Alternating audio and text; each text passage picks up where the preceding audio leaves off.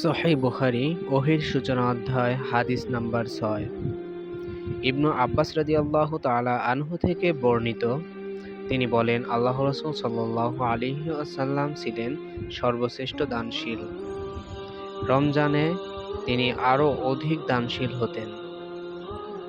যখন জিবরাইল আলাইহিসসালাম তার সঙ্গে সাক্ষাৎ করতেন, আর রমজানের প্রতি রাতেই জিবরাইল আলাইহিসসালাম তার সাথে দেখা করতেন এবং তারা একে অপরকে কোরআন তেলাওয়াত করে শোনাতেন।